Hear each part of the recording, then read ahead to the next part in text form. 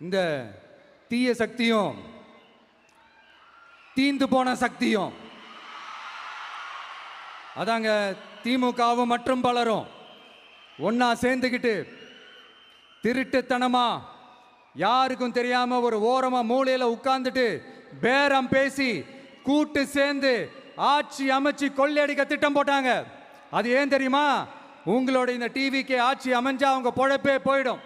அந்த கொள்ளையடிக்கிறது, லஞ்சம், ஊழல் எல்லாமே கத்தம் கத்தம். அதான் இந்த காரணம்.